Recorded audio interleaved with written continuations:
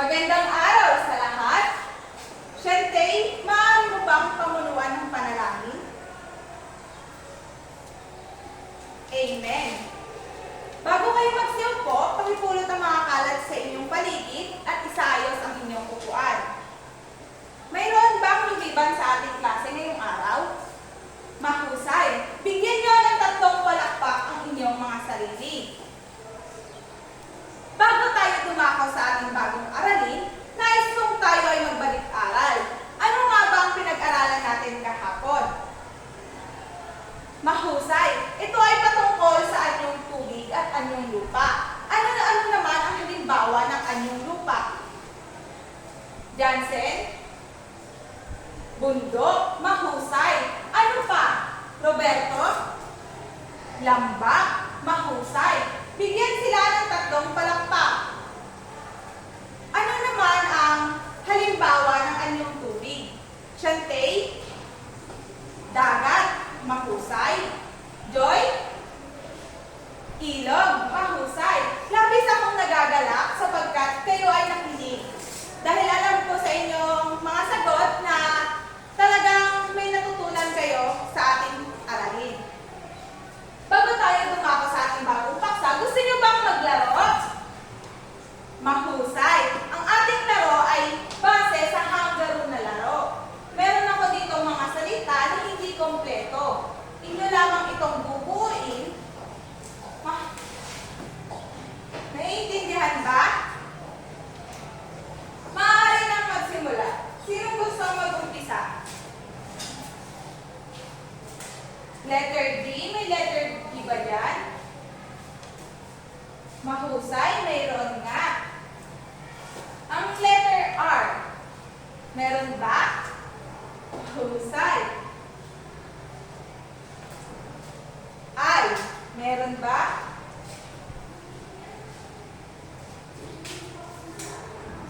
Y.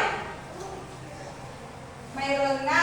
Base sa ating, may idea na ba kayo? Sa unang ating palaro, may idea ba kayo kung anong salitang ito? Geografiya. Mahusay. Para sa pangalawang palaro natin, ano ito?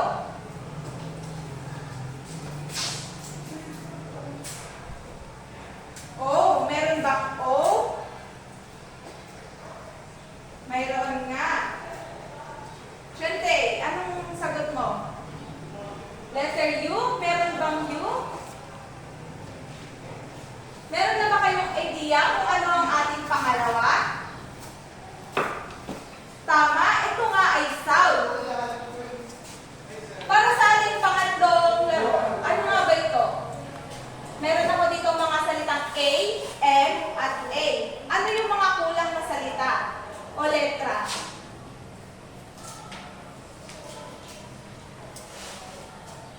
Letter C. Meron bang C yan? Meron nga.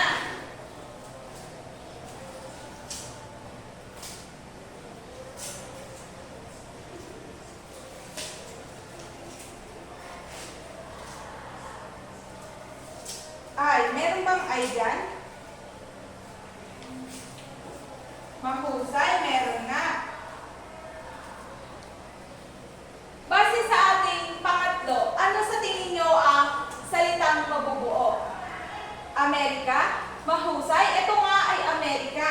At para sa ating pang-apat na palaro, ano naman ito? A? Meron bang A? Mahusay. Jansen?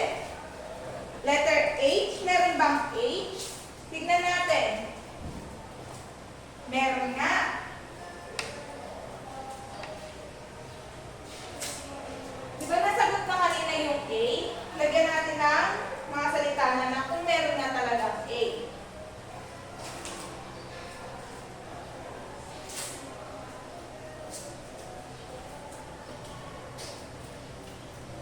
Base sa ating pang-apat na salita, ano sa tingin nyo ito? Kabihasnan. Mahusay. At para sa ating panghuli, ano naman ang salitang ito? Ano ang letrang nawawala sa tingin nyo? Letter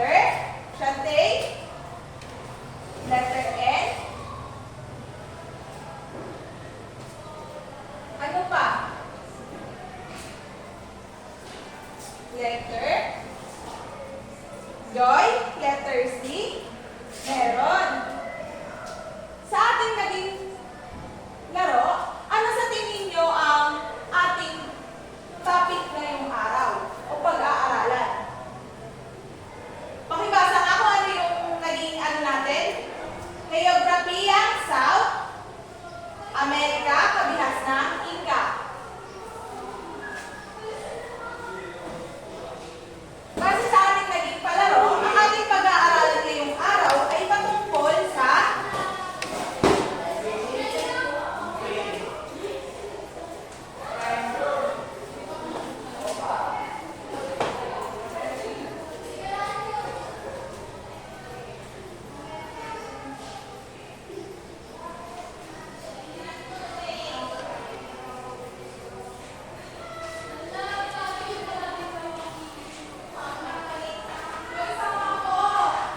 okay, maaari mo ba akong tulungan dito?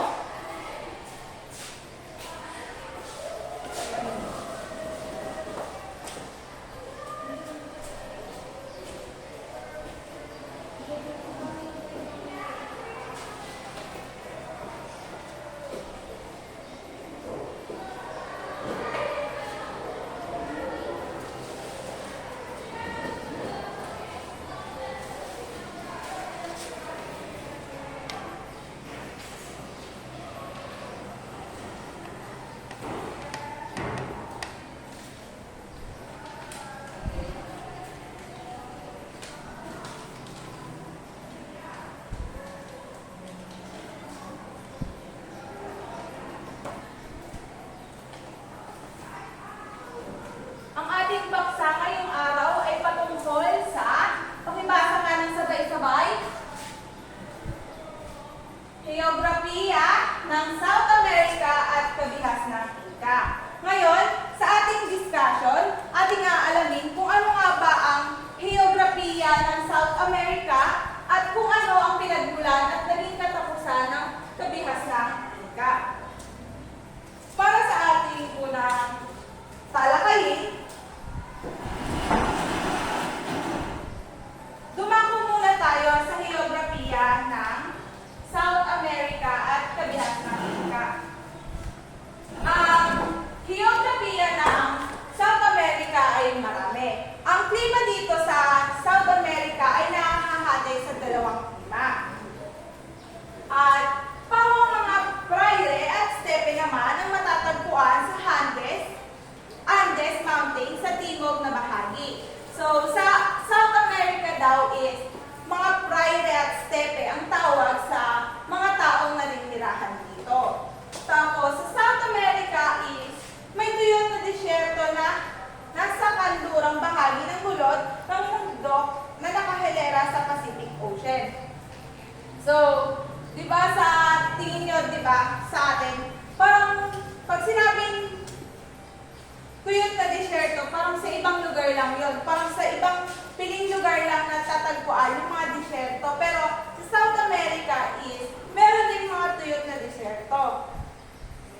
Katulad ng sinabi ko kanina, praire at steppe ang matatagpuan sa Andes. So, ang Andes, dito na po ang unang pamayanan. Unang pamayanang may mga indikasyon ng pagsasaka ang patubig sa hilagang gilid ng Andes. So, ano nga ba ang indikasyon ng paggamit ng patubig? Saan nila ginagamit sa tingin nyo ang patubig sa Andes? Para sa pagsasaka, manghusay. Atin naman kilalanin ang nakalagay sa kabihas ng Inca.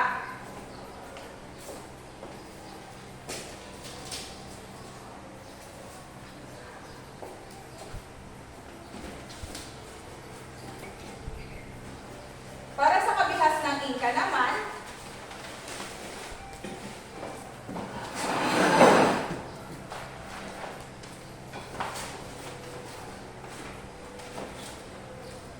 ang Inca ay nangangahulugang imperyo. Imperyo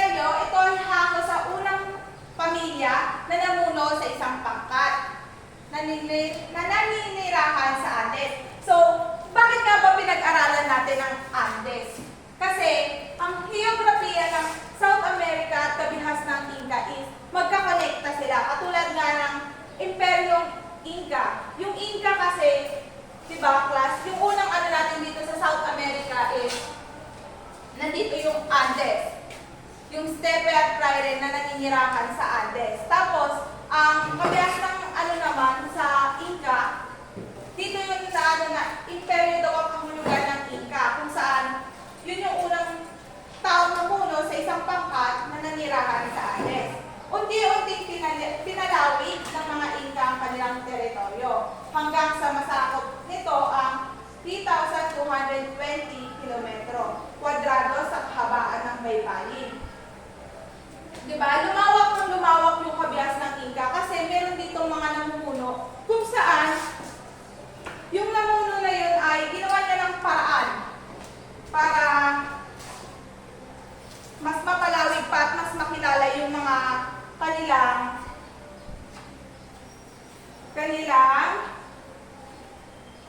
lugar.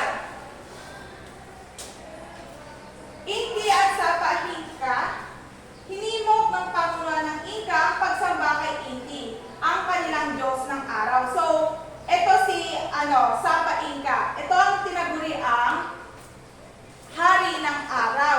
So yun, kaya tignan nyo sa picture niya, merong araw dito sa ano nila. Ito ang unang naging pinuno ng kabihas ng Inca. Tapos, ito naman ang tinatawag nilang Inti, kung saan siya ang Diyos ng araw. Parang kumbaga sa atin, di ba, ang Diyos natin is may Papa Jesus, may Papa God, tapos may sinasamba talaga tayong mga anito, di ba? Sa kanila rin meron. Sa kanila naman is araw. Kasi naniniwala sila na araw ang Diyos ng lahat.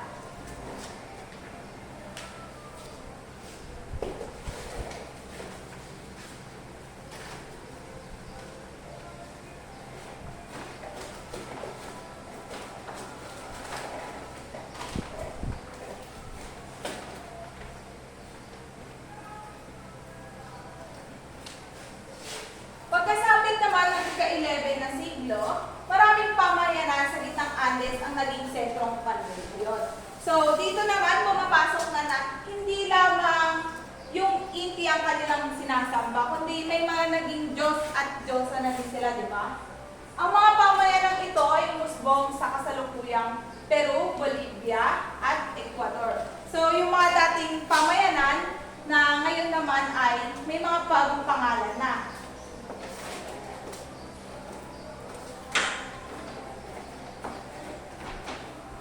Nang lumaon, nagawang masakop ng ilang malaking estado ang kabilang mga karatig lugar. Subalit sa kabilang nito, wala ni isa man ang nangibabaw sa lupain hanggang sa pagsapit ng ika-15 na siglo.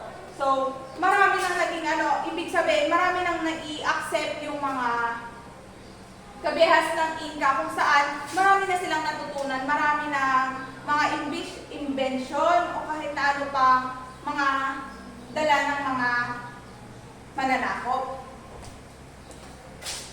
So, kilalanin naman natin kung sino yung mga naging tauhan dun sa mga mananakop at kung sino yung mga nasa likod para sumama dun sa kabihas ng Inca.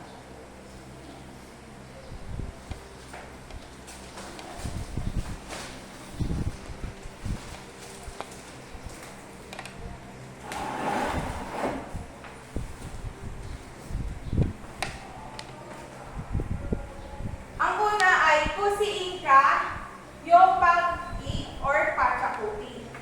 So, eto yun.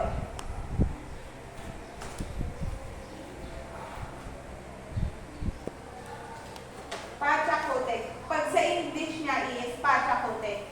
Si Pachacuti, kinatatag ni Pusi Inca o Pachacuti ang sa pagkakaroon ng isang sentralisadong estado. So, siya ang nagpatatag sa kabihas ng Inca. Ginawa niyang mayaman at umusbong ang kabihas ng Inca.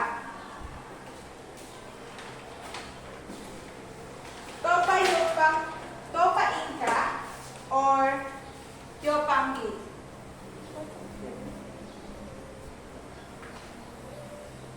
Ito yon.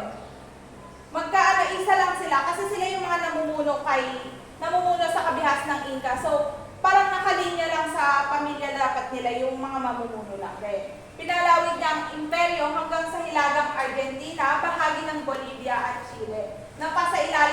kanyang kapangyarihan ang estado ng Chinhor o Cebu na pinakamatinding katunggali ng mga Inca sa baybayin ng Peru. So, di ba sabi nga dun sa may ate na pinalawig nila yung lugar nila, tapos marami na silang nasakop. Dati kasi maliit lang na kabihasnan yung Inca. Dahil nga doon sa mga namuno, mas naging mausbong sila. Ito yung mga Inca kung saan makikita yung kinabubuhay nilang pagsasaka. Katulad sa South America, di ba? Yung pagsasaka sa South America, tapos naging patubig ang daan nila para sa pagsasaka. Huayna Capac.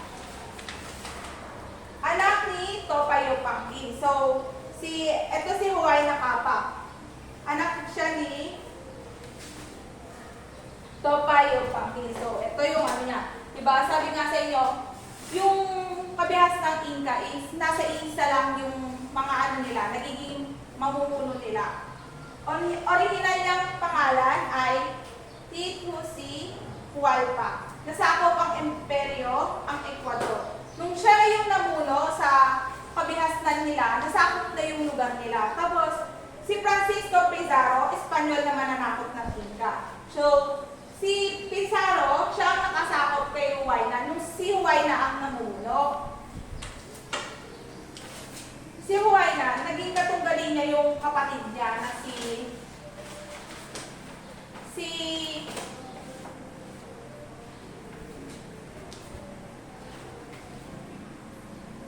Huáscar.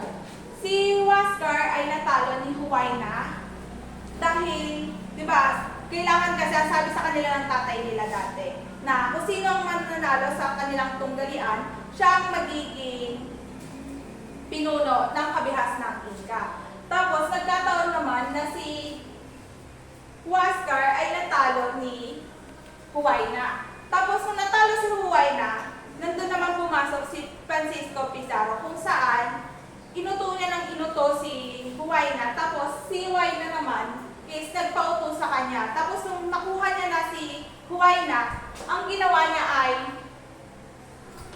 pinaanuhan niya sa mga tao na kailangan magbigay sila ng maraming ginto at salapi kapalit ng kanilang leader. Kaso, nagkataon, nung naibigay na ng maraming salapi kay Huayna, is doon naman pumasok na pinatay siya ni Pizarro.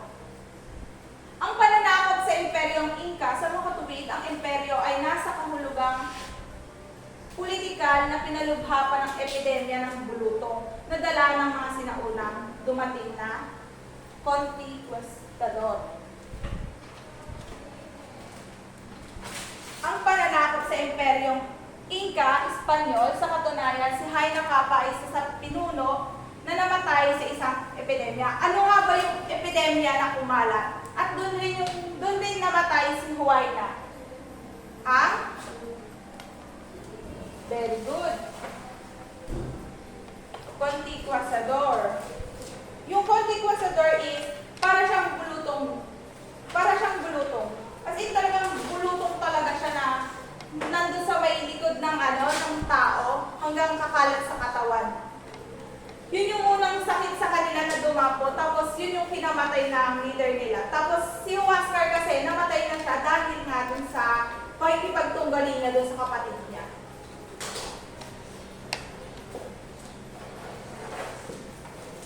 Meron pa ba kayong katanungan? Kung wala, ako naman ang magtatanong. Base sa ating naging talakayan, ano sa palagay ninyo ang kinalaman ng ating pinag-aralan ngayon sa ating kasalukuyan? Judson? Mahusay.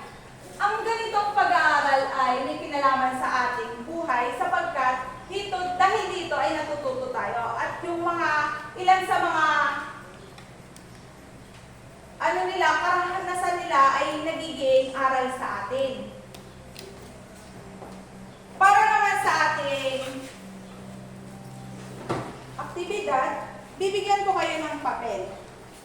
At isusulat ninyo ang Venn diagram or gumuhit kayo ng Venn diagram kung saan iaano nyo kung ano ang